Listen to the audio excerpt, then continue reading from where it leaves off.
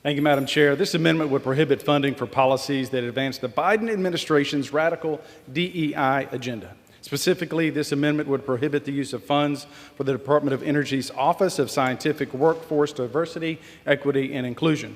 This office's mission is to promote diverse, equitable, and inclusive workplaces.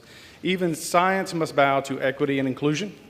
Science should be rooted in facts and research, not wokeism. I reserve.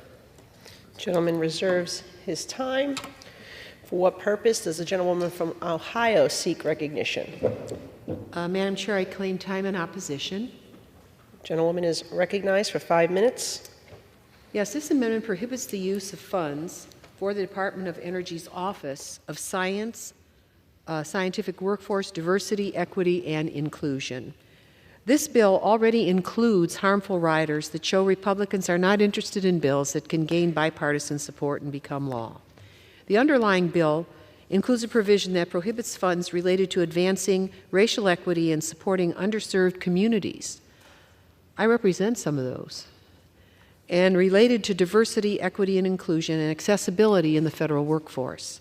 In addition, the bill includes a provision that prohibits any activities related to critical race theory that, as we heard during markups last year, none of my Republican colleagues could even define.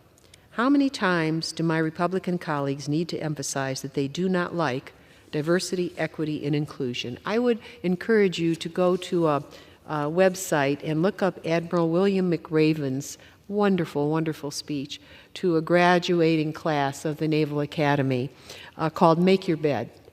And what was interesting about it as a former SEAL, he talked about who actually in his SEAL training, who were the guys that actually won. And they were the guys that weren't the tallest and they weren't the biggest, but they were a squad of sort of people that weren't as tall, they weren't as big, but their fierce spirit drove them to victory. I would urge you to look at that film and then come back and consider whether you should ever offer an amendment like this again.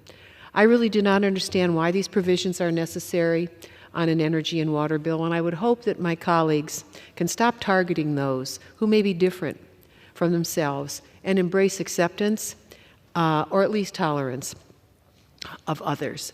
That is the greatness of America. I urge my colleagues to reject this amendment. I yield back. The gentlewoman yields back her time, and the gentleman from Tennessee is recognized. Madam Chair, we've seen what happens when the Department of Energy prioritizes diversity and inclusion over all else. It results in hiring non-binary nuclear officials like Sam Brinton, who uses they-them pronouns and steals women's clothes.